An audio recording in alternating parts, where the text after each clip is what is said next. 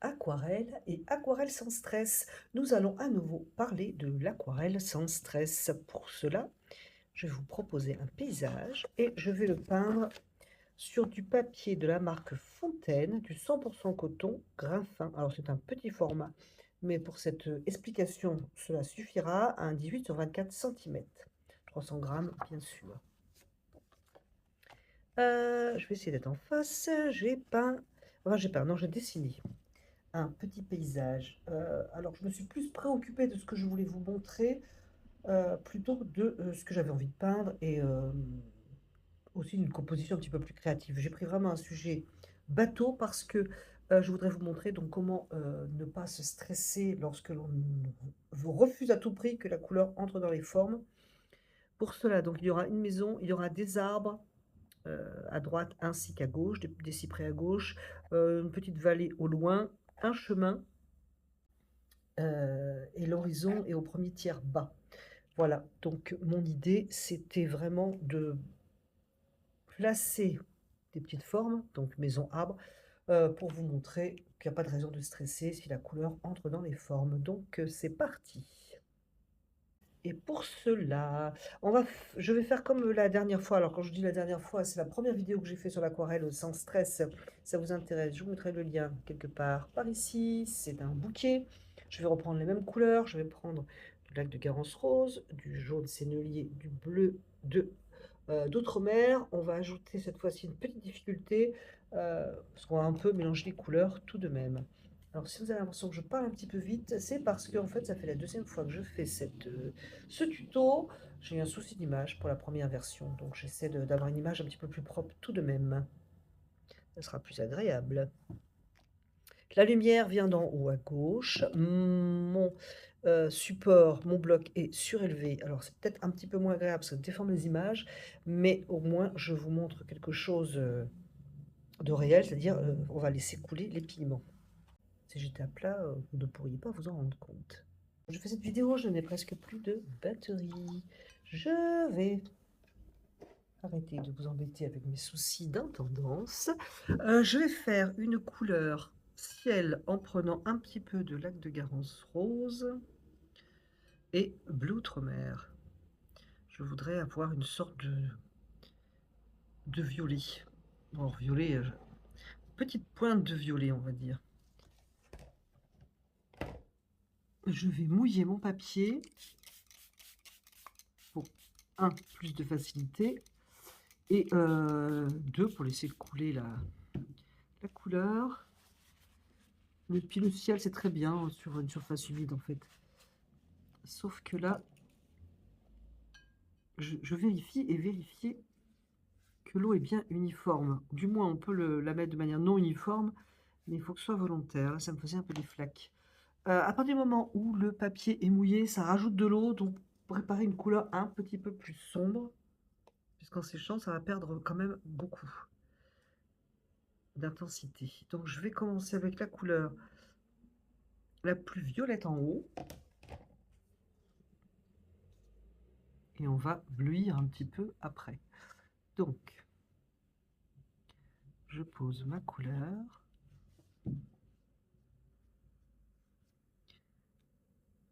Qui a donc un petit peu de lac de Garance rose. Alors, pas besoin d'être uniforme, hein. C'est un ciel, il peut y avoir des effets. Je rajoute un petit peu de bleu outre-mer dans ma couleur pour avoir un ciel un petit peu plus bleu. Je peux d'ailleurs reposer sur ces premiers lavis. Et là, je vais vraiment rajouter de l'eau dans ma couleur pour vraiment... Ah, mon papier est abîmé. Bon, il a été griffé sur la droite. Bref, je rajoute de l'eau dans ma couleur pour l'avoir plus claire pour mon ciel. Là, je déforme. Je vais pas m'embêter, je vais passer dessus. Voilà, simplement. Sur la maison, sur les arbres, etc. La lumière venant de droite, je suis éclairé ici, donc je vais peut-être éviter de mettre trop de couleurs sur la surface éclairée de ma maison. Et puis voilà, je ne m'embête pas plus. Je vais dans cette couleur ajouter un peu de jaune, mais je vais quand même faire un vert assez bleu pour mon lointain. Donc je vais rajouter un petit peu de bleu. C'est trop coloré là pour un premier passage, donc je radoucis en ajoutant de l'eau. Je ne m'occupe pas trop de mes arbres. Je passe sur ces espèces de petites collines qui sont au loin.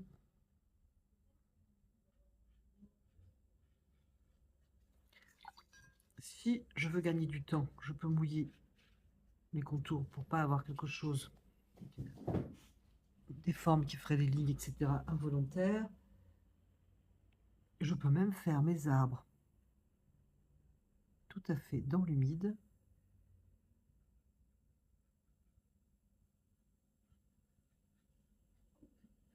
Alors bien sûr, ça va être très flou, puisque c'est mouillé, mais voilà, c'est pas la peine même de s'embêter à contourner les arbres. Bleu-vert, ça ne pose pas de problème. Voilà, déjà. Ensuite, je vais bleuir un petit peu ma couleur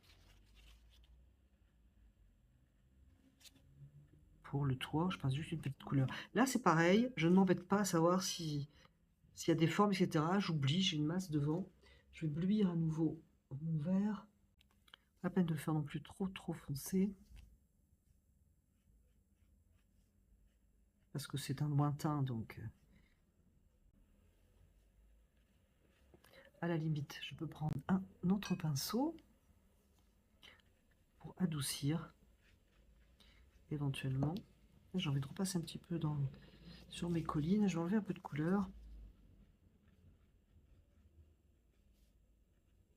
C'est pas des montagnes, hein, c'est vraiment des petites collines. Voilà.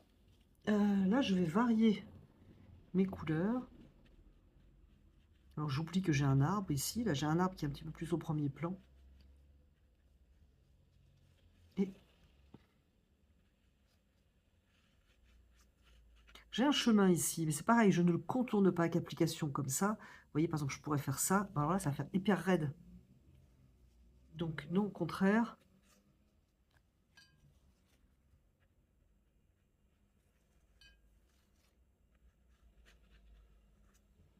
Je ne coupe pas mon aquarelle comme ça. À la limite, je vais prendre mon jaune et venir poser sur mon chemin. Mais ce jaune, je ne le contiens pas dans le chemin. J'essaie d'en mettre un petit peu ailleurs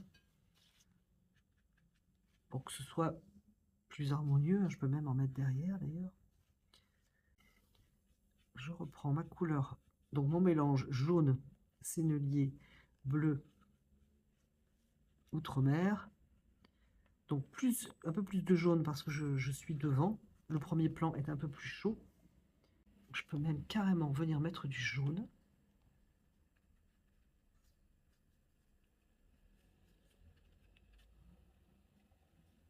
Sur le chemin. Et aussi toujours sur mon premier plan.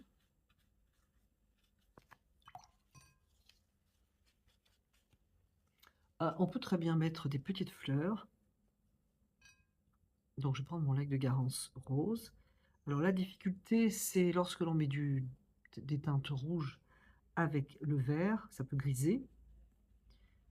Mais d'un autre côté aussi, ça fait une couleur justement un petit peu intermédiaire, qui évite de faire trop franc, trop net, trop découpé.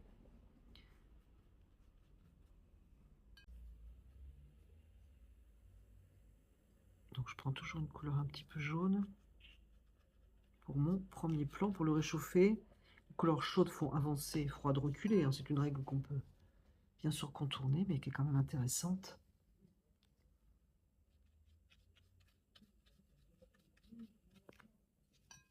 Donc c'est tout à fait encore humide. Voilà, toutes les couleurs ont circulé, et c'est déjà plus harmonieux.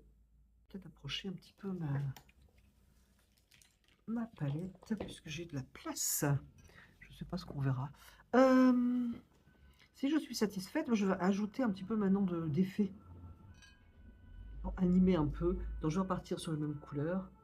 Hein, je garde ces 3 couleurs, comme ça évite les erreurs. Enfin, les erreurs. Les harmonies peut-être un petit peu disgracieuses.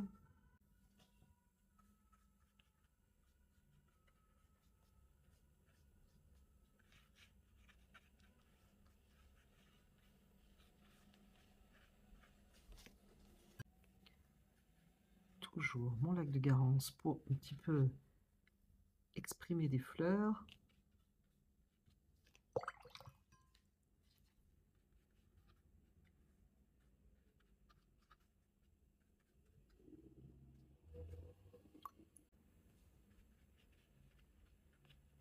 Le jaune pour apporter un petit peu de lumière et puis des effets aussi. Alors, imaginons que vous ne soyez pas satisfait de cet endroit-là, par exemple, hein, un petit coup de pchit, déjà, et ça va travailler tout seul. Pas la peine de s'affoler. Je vais bluir un petit peu, alors pas trop fort parce que c'est le lointain. Mais je voudrais quand même ajouter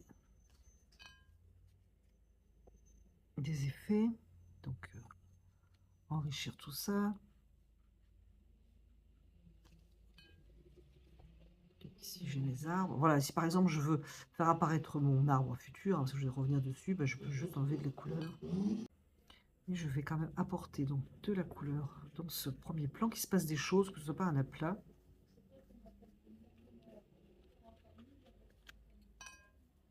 Je vais revenir avec mon jaune. Alors, l'aquarelle, normalement, c'est du clair au foncé.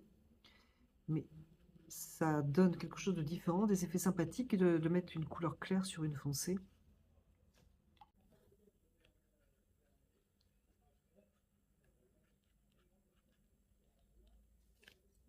Alors, on peut aussi pulvériser de la couleur, toujours dans l'humidité, pour donner des effets. Alors, c'est pas ce que je préfère, mais c'est intéressant. Voilà, à tester si ça correspond à votre style. Parce que le but, c'est qu'il faut quand même enrichir un petit peu ce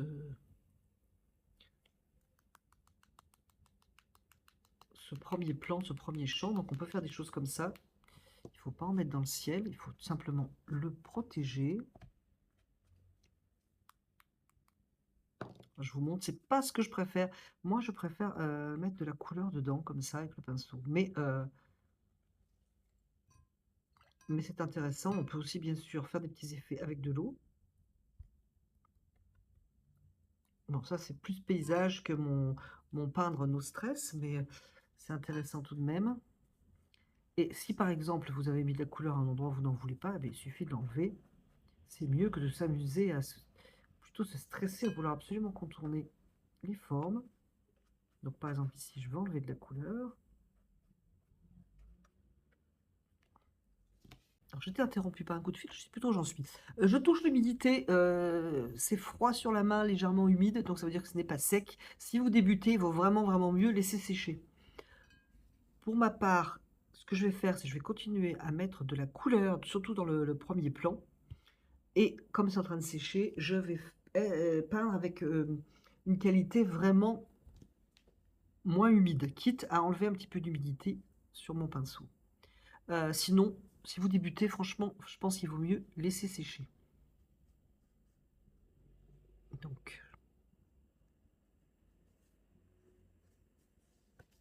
le but, c'est d'ajouter un petit peu des effets quand même, qu'il se passe des choses. Je peux prendre donc mon deuxième pinceau, toujours la même chose pour adoucir, pour ne pas avoir un chemin qui coupe tout au milieu.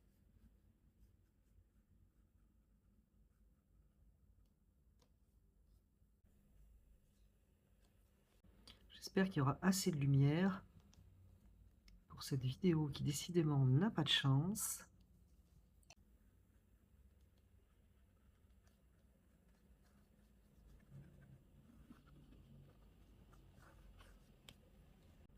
Du coup, si vous avez peur que les verts et les rouges fassent une couleur grise, eh bien à la limite faire juste apposer plutôt des jaunes. c'est une solution.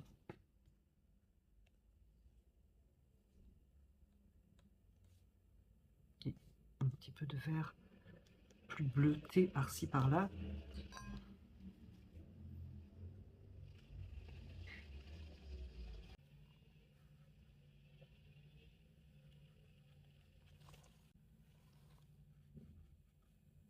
Alors j'ai un arbre un peu placé un peu plus devant les autres, donc voilà, je me suis pas embêtée, j'enlève juste de la couleur si jamais j'ai besoin.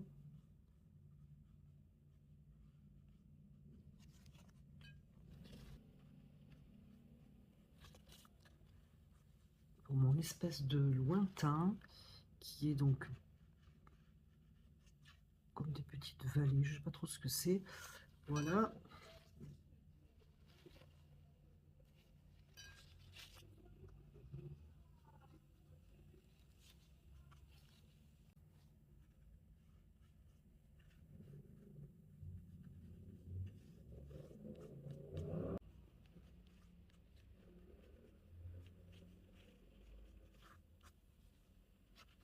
On peut mettre des coups de pinceau dans l'autre sens pour éviter d'avoir que de l'horizontal. Je vais lier mes deux parties, c'est-à-dire mon chemin et partie gauche, partie droite avec du jaune.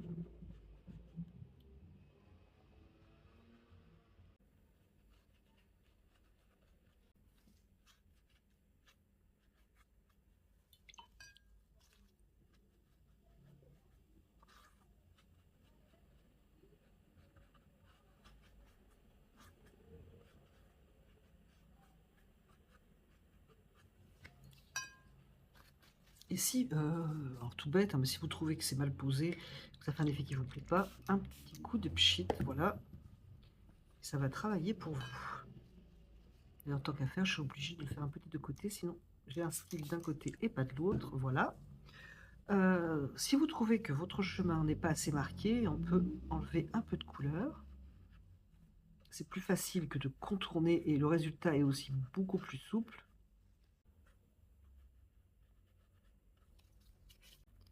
Voilà. Je vais venir faire la maison au loin, donc je vais prendre une couleur un peu grisée. La lumière vient de gauche, donc j'ai un mur ici éclairé, j'ai celui-ci qui est à l'ombre. Je vais faire le toit.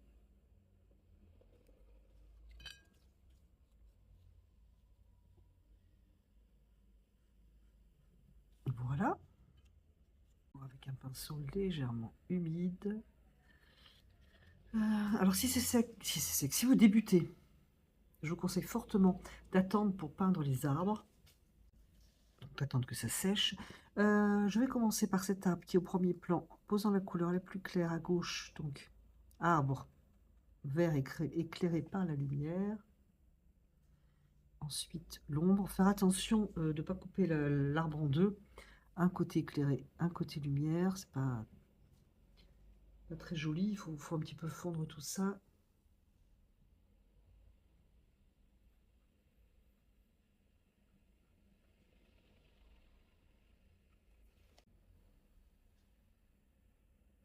Celui qui est au loin, je vais le faire plus bleu et aussi plus discret, ainsi que celui-là.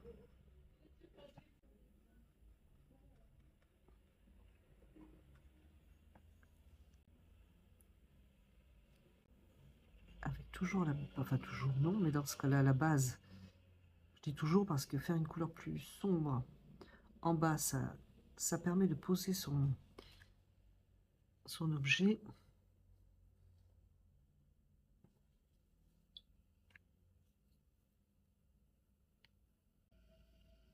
Alors j'ai un arbre ici, sorte de cyprès, un second derrière.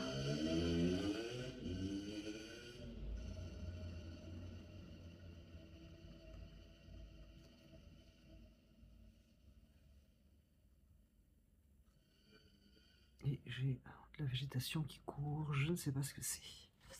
Voilà. Alors je peux enrichir, par exemple, côté lumière, un petit peu de jaune. Alors on est au loin, donc je vais y aller doucement, sinon ça va faire venir mon arbre un petit peu trop près. Je vais plutôt bleuir à la base.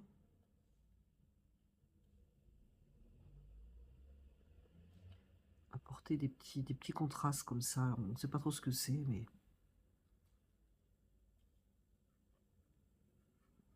Je vais essayer de lier les arbres à droite avec ceux qui sont à gauche, d'une manière ou d'une autre, en faisant courir la couleur. Je voudrais quand même apporter une ombre ici sous mon toit. Une petite, je ne sais pas ce que c'est, une porte.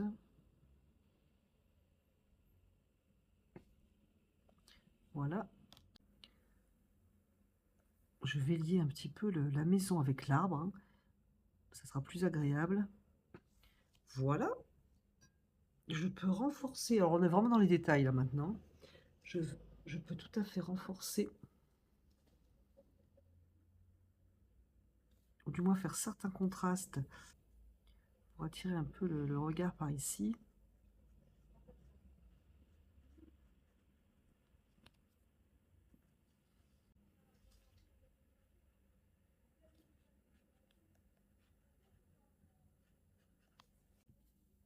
Je suis toujours dans vraiment les détails.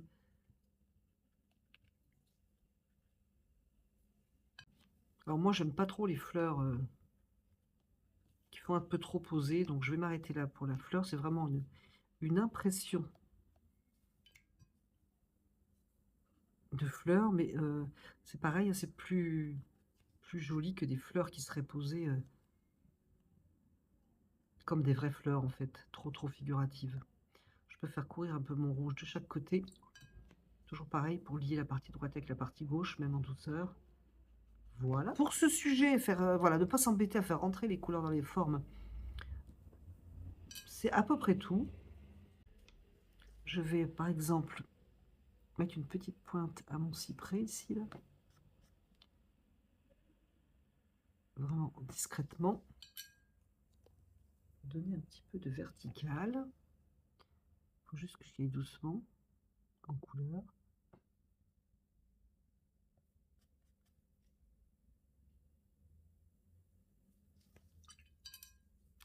Et puis un petit point foncé par-ci par-là.